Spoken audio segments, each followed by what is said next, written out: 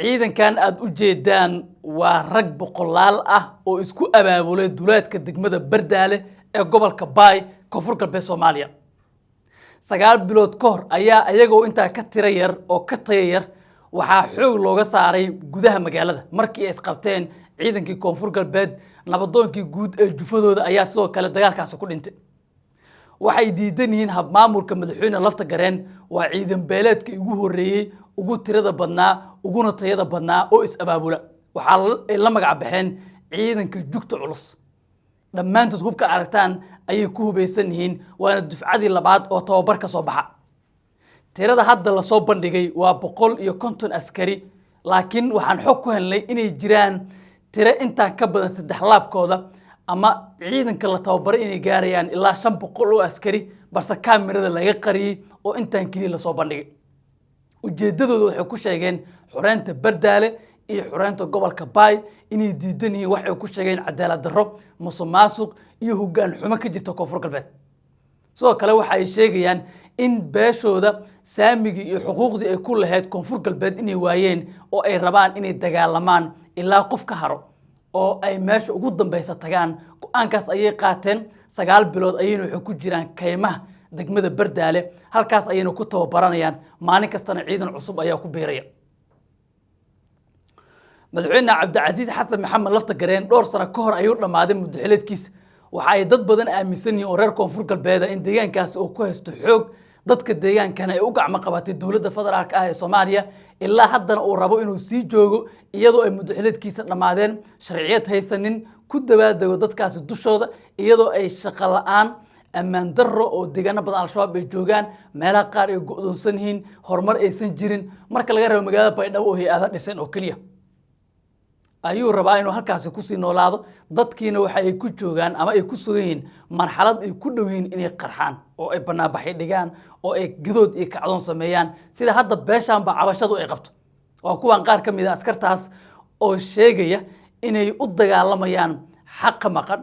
inay u dagaalamayaan nabadgelyada deegaankooda waliba waxa ay ku faaneen muddada 9 bilood oo ay duurka ku jiraan inaysan qof dhicin isbaara dhiganin sidoo kale raashin dhicin oo ay ayaga isku filnaadeen diyaarna u yihiin in dadkooda badbaadiyaan amarkaasay tisaytaayo intaan fuule may buu miilaad laki amar hadi oo halsan hata bartilaki aymi intaad roogto may buu bartaasay taadan ku dhagaagna walnanka darna walnanka jarn eedaanamada saaso tan kala may buu una geega may baan dagaaltamahayne dhiigaan andeedahay dhiigaan may buu hoos la harsado waay sin harsadan oo nabad aan ka nooladan oo cadaalad lan kala sarnaan lan kala dadkan degan degmadan Bardaale iyo dadkan degan gobolka Baay Bakool ishaweelooyinka may buu hadafkaana ma hadaf yar qof walba oo Soomaali gudaanta la ka dulmiyo dulmigaas diidana kullay maamul hoobiyo iska sheegan inay maamul iska sheegan hadii oo may buu dulmiska bahaysan cadaalad iska bahaysadaan cadaaladana ka dagaaltamaan may buu qof kastigeega inta ka dhimado amba may buu dagaalkan la ka jar ka dhimado may buu shahiid waay oo difaacan wadansho dadsho dalsho diintiyo intii difaacan cirdisho iyo diyaaran in waan eedeedan ka maasin intii ciidamada inta galeen hal maalin qof shacab ma dhibaatayna mobile ma ku qaadna ma darbaanyana ma ka xad gudubna eedeedan ka sharaf badan waana may buu lan ka mahad aliye may ba duurkan kala jarna dhibaata unnaani suubi oo duurkan un lekoyni oo wilneen ku dabherna yamay falaana in isku gebagabayna waana dhibkan nin haysan dhibka badar ilaahay ka kooy laakiin haddana unu gudaagana iyo sheegne unu gudaagana si una sheegne haddana si unu isku biifadne waa inuu ka talana waana ka dadaalna aleeradan hata inta lahanka gebagabay tababarka kolleyba dad men malay tayadiyo faylata iniyo eyin geesanimo le daacadnimo le wadajir le daacad oo waana walna ku taraw aqabadan hatayaal miibada ma ata adow siisba badinaadii yaraadii adow ku guula inaad ku deerta faraasa may bakiiranta inaad muwaafaqo leed inaad talo leed inaad daacad ku eed adow ko binaan jara kun gudaha ka jara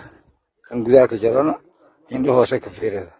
kan binaanka jarana indho koraad ka fiirada saas daraaddiya howlgalkii sidii hordhaan unan wadni lama jibaarshay yanin bilaawda saadan wali ku bilaawda saasaas koognin mobilheeraala ka nagada kulley dhibaatada dadyara wada oo waana dadka lee'a dadkii ogahay si banaanka laan dhiko bulshadana lanku qabado geeka meelun maynanaska kooyay shirkun jaraayid ciidamada walaalahayna dhibbow meelun langihiri kaafiyaan ahaan horey baan sheegnay ani maalimiinta dugsiga in saraakiil maalmode baasan booqdaas soo basangarni saraakiili geeka hasan booqotay nasiiba aan helan saraakiili hasan booqoti saraakiil hasan booqoti maysu kumadaha lanki hogaamihii guud eeradun roogi madaha januurow may kale sarkaal hasan booqday meelun eeradun haysaday ragga la magabaxay jugta culus waxay sheegeen inay dagaal diyaar u yihiin lama oga halkay ku dambeyn doonto xaalad degmada Bardaale maalmaha soo aadan Bardaale waxay ka mid tahay degmooyinka muhiimka ah ee gobolka Baay sidoo kalena waxay ka mid tahay degmooyinka colaadeed ama dhibaatooyinka dhanka horumar la'aanta ay ka jirto koonfur galbeed oo dhan ayaa dhibaatooyinkaasi la daalaa dhacayso oo ma jirto hal magaalo oo magaalo kale u gudbi karta magaalo horumartay magaalo dhismo ka jiro marka laga reebo caasimadda ku meel gaarka ah ee Baydhabo oo ay wadooyin iyo horumar kale ay ka sameeyeen maamulka laakiin inta kale koonfur galbeed waxa ay joogaan zero meel aad u baaba ay joogaan dadkeeduna cabasho xoog leh ayay qabaan waxaan eegi doonaa xaaladda iyo wixii kale warar ku soo kordha waxaan idinku soo gudbi doonaa wararkan barnaamijyada dambe haddii Allah wado leedmo adina aragtidaada qaybta si faalada noo rab muuqaalka sii shargaray aad iyo aad waa macsanta haddii aad nagu cusubtaana nagu soo biir waxaa noo suurto gashay in xadka u dhaxeeyo gobolka Banaadir iyo gobolka Shabeellada Dhexe qaybta Ceel Cadde inaan maanta ka daahfurno oo ka dhagax dhigno aargo weyn oo muujinayso astaantii xuduudnimo ee labada gobol gobolka Banaadir iyo Shabeellada Dhexe soodin ayaa loo yeelay hadda wixii ka dambeeyo Hirshabeelle go'aan waxay ku gaartay in aysan aqbali doonin nin ajnabi ah mas'uuliyiin dawladeed iyo madax kale oo ama dekad dhisa ama airport dhisa ama saldhig dayax-gacmeed dhisa iyagoo aan soo marin Hirshabeelle halkan waxaa la dhagax dhigayaa waa Ceel Cadde waxaa la dhagax dhigayaa aargo ay ku qoran tahay qofkii halkaasi soo gaaray inuu soo galay gobolka Shabeellada Dhexe maamul goboleedka Hirshabeelle wixii intaas ka dambeeyo wixii ama horumarin ah ama mashaariic ah ama siyaasad ah ama dhul ah ama adduunyo kale ah waxaa lagala macaamili karaa Hirshabeelle oo kali ah dadku nabadgelyo ku mari karaan waa ay soo gudbi karaan doodi kaba taagno laakiin waxa ay arintan salka ku haysaa markii mas'uuliyiin dawladeed oo dad ajaaniba wada iyo saraakiil ciidan ay dhowr jeer barnaamijyo ka soo sameeyeen Shabeellada Dhexe meelo ka mid ah garaan Cadalle iyo Warshiq abaabul xoog la ayaan halkaas ka socda oo dhulkaas ku saabsan oo Muqdisho halkaas u guuraysa ah laakiin Hirshabeelle waxa soo dhan qayb kama ah arrimahaas oo soo taagnaa waxay sababtay in maanta maamulka gobolka Shabeellada Dhexe ee Hirshabeelle oo hogaaminayo gudoomiyaha gobolkaasi Maxamed Nuur Masdile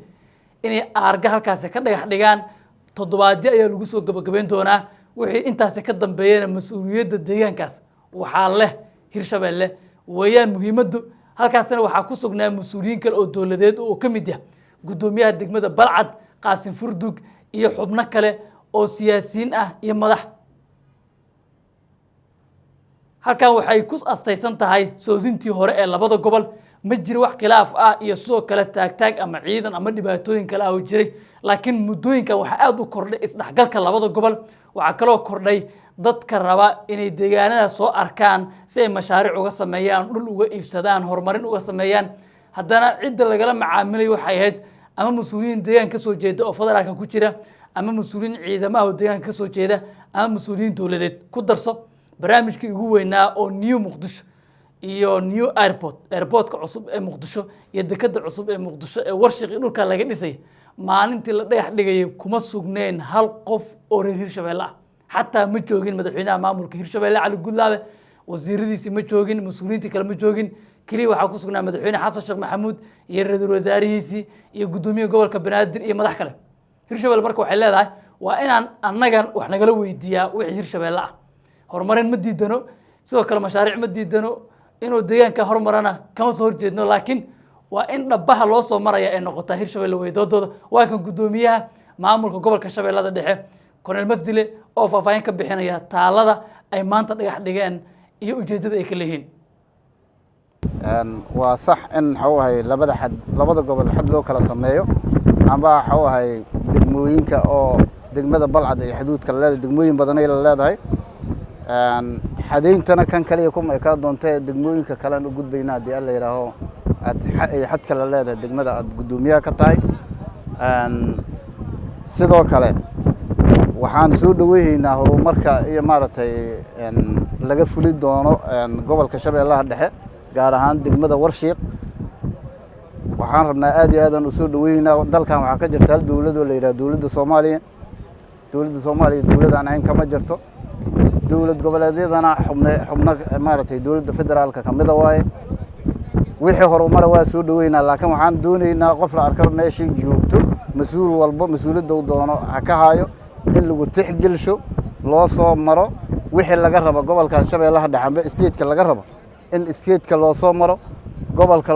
maaragtay u soo gudba degmadii u gudbaysa dhib jirima annaga waxaa su'aalana warsasho wahay dadka deegaanada ilaashahayo iskale maaragtay su'aalo hore aan ugu soo dhaco la leeyahay elabora laga rabaa waxaa laga rabaa dekad dayax gacmeeda laga tuura meel la leeyahay inta waxaan diidayna male laakiin waxaan rabnaa dadkii anaka aan mas'uuliyadda aan u hayno waxaan u sheegno ku qancino waxaana la idinku bedela goobtan waxbarashada la idinku bedela intaanoo shaqaalaha la idinka qaadaa la idin siiha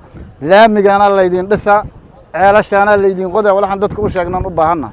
annaga waxba kama ogin suuragal maahan mas'uuliyadina inaan maaragtay aan ku magacaabanahay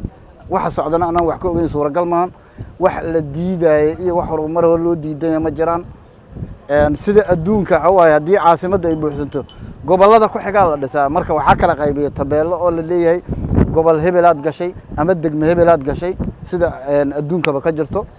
marka waa soo dhaweynaa horumarada maaragtay la sheegayo laakiin waxaan rabnaa wax walba waday leeyihiin guriga albaab uu leeyahay laga soo gala hadii albaabka aan laga soo gelin waa lagu dhibtooha meelan albaab ahayn hadii la garaaci tago amba la furi tago sanadihii dambe magaalada Muqdisho ayaa si xooliya ku korays waxaana isku darsoomay Muqdisho iyo degmooyinka kale ka agdhow sida Afgooy iyo Muqdisho oo hadda wixii dhul ahaa ee banaana u dhaxeeyay ay meeshii ka baxeen oo deegaan ay noqotay ilaa Afgooy ilaa Muqdisho suuqyo iyo deegaameen iyo waxay noqotay magaalo camir waxa sidoo kale isku xirmaya Muqdisho iyo Balcad oo ayagiina la deegaameeyay wada nadiif laga dhisay waxa kale isku xirmaya Muqdisho iyo Warshiiq oo halka loo socdo waxa halkaas ka sii horeyso aydan isku sii xirmaya Muqdisho ilaa Jasiiro Muqdisho waa ay fiday magaalooyin iyo degmooyin kale ku biirtay ama ay sii galaysaa waxa hadda imaanaya marka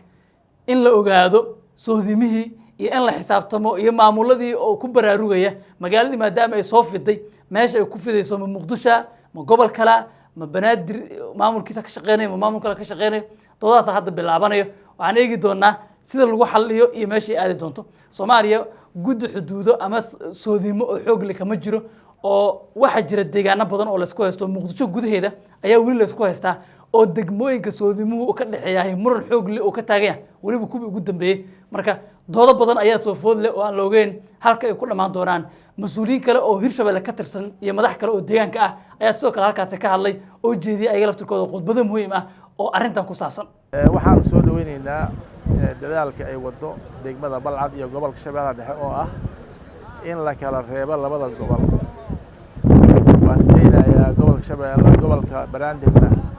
inuu suusaas dhameeyo waxaa jira waajibaadka iyo xuquuqaadka in la kala reebaa loo baahan yahay waxay leedahay waajibaad saaran iyo xaq ay leedahay marka waa soo dhaweynaa arintaas iyo dadaalka ay wadiin waana ku talinaynaa deegaanada kale insaan la sameeyo si wax u kala caddaadaan aragtidaada qaybtoos ee faalada noo reeb muuqaalkana si shargaray haddii aad nagu cusubtaan nagu soo biir